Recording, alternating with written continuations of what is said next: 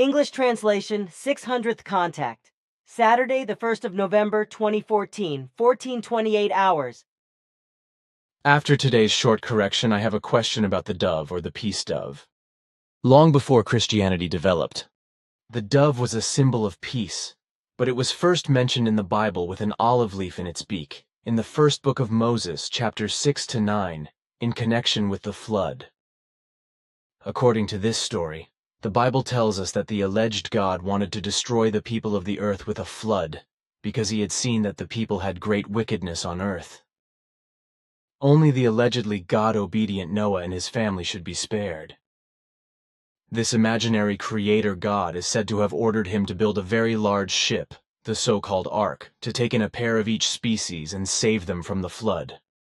And if one considers that there are millions of genera and species of animals and gems, then the ark would have to have been several times larger than the largest aircraft carrier if a pair of each animal had to be brought into the giant barge. When the flood came to an end, Noah is said to have first let a raven, Genesis 1:8, fly after 40 days to find out whether the water on earth dried up, and then the bird flew back and forth until the water dried up. And anyone who also wants to believe this story must assume that the raven must have been a miracle bird. For how else could he have been able to fly over the endless waters for days without interruption, without falling and drowning as a result of complete exhaustion? Well, then Noah is said to have sent out a dove, but it came back when it couldn't land anywhere. 7 days later, he is said to have let the dove fly again, this time with an oil leaf in its beak. This is said to have been an offer of peace from God to the people, whereby Noah had now also seen that the water had decreased. Then he is supposed to have waited another 7 days and sent out another dove, but this time it did not return. After that, the imaginary God should have made peace with the people again. Since time immemorial, white doves have often been let fly at weddings, as well as at sporting and peaceful events, because they are understood to mean peace, hope, and solidarity, even in the Christian faith.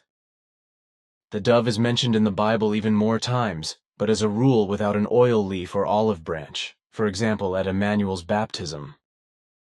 In Christianity, the dove is explicitly regarded as a symbol for the Holy Spirit. The best-known peace dove symbol is probably the white dove on a blue background, which I believe was developed by a Finnish graphic artist. Now to the question whether you can explain something about the dove as a symbol in general or as a peace symbol. Some things I can explain, yes. Since ancient times, the dove has had a symbolic meaning for people on earth. Already in ancient times, the dove was used as a symbol for simplicity, gentleness, and innocence. At that time, it was assumed that the dove had no bile, and that it was therefore free from all bitterness and evil. In ancient India and among some Germanic tribes, it was worshipped as a soul bird, while from the 6th century it was also used by Christianity as a symbol for the Holy Spirit, and thus especially for Pentecost. In pre-biblical times, the dove served as a symbol of peace for the goddesses Har and Harinas and the temple servants. The dove was a cultural foundation of practically all Mediterranean interpretations of peace. The dove was called Jahu and called the Sublime, but was originally the sexual aspect of the Sumerian Mesopotamian planet goddess and war goddess Inanna. From this goddess, the patriarchally oriented Semitic tribes took over the pigeon symbol, whereby the pigeon was an important sacrifice for them, but in which the sexual energetic component of peace was banished from harmony of dualities. Note, Billy harmony of duality, equal sign merging of spirit and matter. The dove as an energetic symbol of peace was transformed in Christianity as a moral ascetic sign of peace of the Holy Spirit. When the profane iconography is viewed in relation to the dove, it embodies a symbol of peace. A single pigeon or pair of pigeons is also an attribute of the Roman goddess Venus. The Friedenstaube was also used in the GDR for propagandistic purposes. For example, on the highest value of the stamp series 5-Jahresplan, and on the never-issued GDR 200 mark shine with the watermark of a Friedenstaube. In 1949, Pablo Picasso designed and lithographed the pigeon with the olive branch in its beak as a peace dove and peace symbol, respectively. The real reason for the draft was the Paris World Peace Congress. As I know, Picasso took the fairy tale of the Bible as the basis, the dove, which allegedly returned to the ark with an oil leaf in its beak.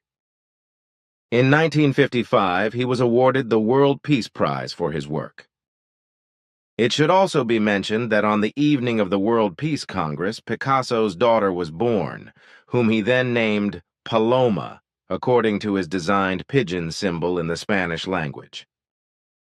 If, however, this is seen behavioral biologically, then it is not relevant as a symbol of peace, because compared to other birds, it is very aggressive among its peers. This should actually suffice as an explanation, although there is still a lot to explain. I'm sure what you've explained will do. Although I think I understand what you are saying in terms of harmony of duality, I would like to make sure that I interpret this statement correctly if I do it as follows. Man cultivates dualistic thinking in terms of object and subject, as well as energy and matter, spirit and body, and so on. In this way, he proceeds from a separation of the respective opposing factors. Consequently, he separates, for example, the energetic body from the material body, whereby these merge in truth, however, into each other. You got that right. Well, then a question about consciousness. This is not simply a certain point in the brain, as your father Svath explained to me at the end of the 1940s. But it consists of many different levels with various functions and areas, which together form the consciousness and which couple with each other or communicate with each other. Could you just say something about that? That's right. As you know, consciousness is anchored in the brain and divided into many areas or levels, as you say. All these levels are constantly active, both at waking and bedtime, so it never completely shuts down. In the waking state, however, a large activity of the brain is given. Therefore, alpha waves with about 10 oscillations per second and beta waves with about 20 oscillations per second work. While in the sleep, theta and delta waves are active, which, however, show much lower oscillations, namely between 6 and 3 movements per second, as can easily be measured with a suitable oscillograph. In the waking state, the brain, and with it all functions that make up consciousness, works in a correct and direct manner, while in the sleeping state, an unequal angular back-and-forth movement occurs, resulting in an extreme complication and unproductivity of communication. In everything, the depth of sleep also plays a very important role, because the brain waves work faster or slower depending on the state of sleep. In this way, you can understand the whole thing from both the actual consciousness and the brain in which the conscious activities take place. The state of consciousness is continuously formed by the cooperation of the many different levels, as you also call it doctrinally, in which billions of neurons exchange informatically with each other in a continuous flow and thus form what is simply called consciousness. These continuous processes take place in a completely unconscious way for man, therefore he cannot perceive them in a subconscious way. This also applies to all other processes in the brain, which continues to function in sleep mode and regulates the messenger substance flow of adrenaline, dopamine and serotonin, as well as metabolism, but also repairs or replaces damaged brain cells, etc. Thank you for that explanation, but I have another question relating to memory. Your father Svath taught me to control my memory, to nurture it and to use it in a good way, by eliminating all disturbing factors when I wanted to remember something. However, my health collapse in 1982 caused me to suffer a temporary amnesia, and since then I have had memory problems, which we have talked about recently. Everything I know again today, I had to work hard on again. And as far as memory is concerned, I notice over and over again that it always works a little better when I am able to eliminate certain disturbing factors, which I have not always succeeded in doing since my collapse. Is there another possibility I could use? If a memory does not work in the desired frame, Then this usually happens on the one hand because it is not trained and consequently not all information and stimuli are switched off that burden the memory and cover it with rubbish, so to speak. On the other hand, an accident or breakdown, such as yours, can trigger an amnesia that does not completely dissolve again. But exactly this is the case with you, consequently with you amnesia-related memory gaps are given.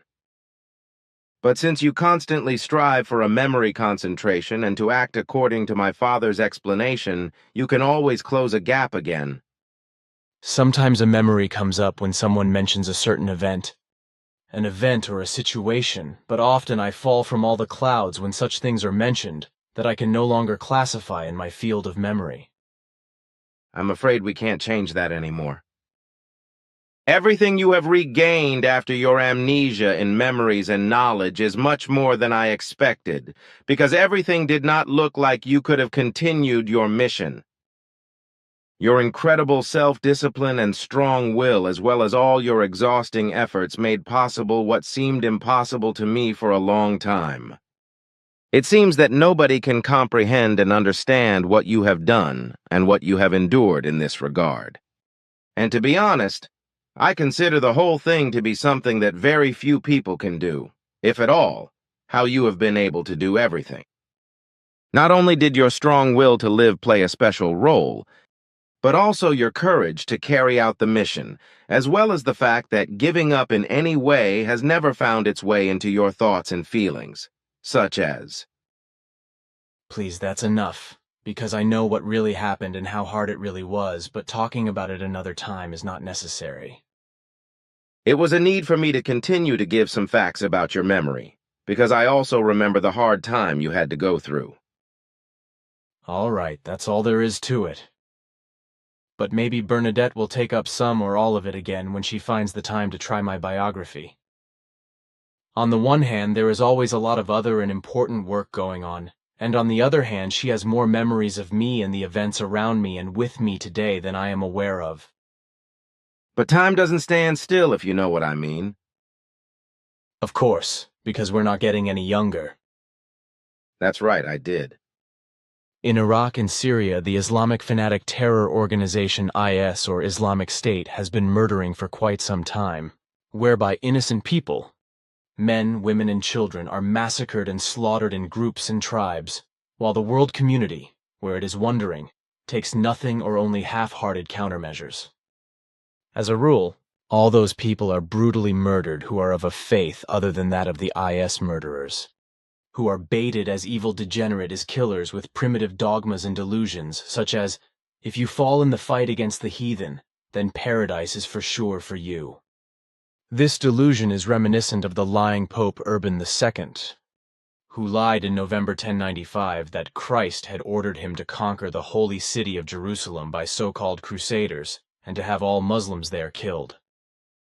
Since I have read a lot about it, I would like to know if you know anything about this story. From our annals, I have in this respect learned a few things.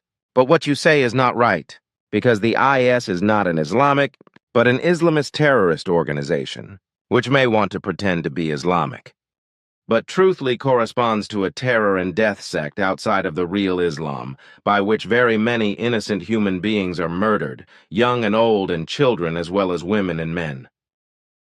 We call this death cult Islamist because it does, outside of the real Islam, not act Islamically, but against the good parts of the Islam and therewith anti-Islamic and extremist. From this results our naming Islamist, which, by the way, will already in a short time also find use on the earth. The designation Islamist should not be confused with Islamic or Islamite. This can certainly be understood by people who are a little naive, and by people who think clearly anyway. This would serve the cause, especially if Islam is spoken of as Islamic and the IS as Islamist. Then I would like to ask you whether what I am now repeating from what I have read corresponds to the facts, or whether it is just an invention of history. As I said, in November 1095, Pope Urban II is said to have lied that Christ had ordered him to conquer Jerusalem and kill all Muslims, which was done. On the one hand, however, This is supposed to have been the worst crime of the Catholic Church. But on the other hand, it is supposed to be the most perfidious propaganda lie that ever made the rounds on Earth. So once again, in November 1095, Pope Urban II is said to have spread the most outrageous lie of his life, precisely with regard to the conquest of Jerusalem and the murder of all Muslims, in order to free the city from the heathen, by an order of Christ. The real background, however, is said to have been of a completely different nature. For the Crusades that led to the massacre in Jerusalem were not religious, but pragmatic, as a result of the total disruption of inheritance law in Europe. This inheritance law determined that the firstborn sons inherited all possessions of any kind left by the father. All second and all subsequent children were left empty-handed with regard to inheritance claims. The consequence of this was that these forcibly disinherited people then stood there without task and goals, which led to them taking their own right, namely by marauding, murdering, and plundering as robber knights through Europe, in which they fought bitter power struggles with the legitimate rulers.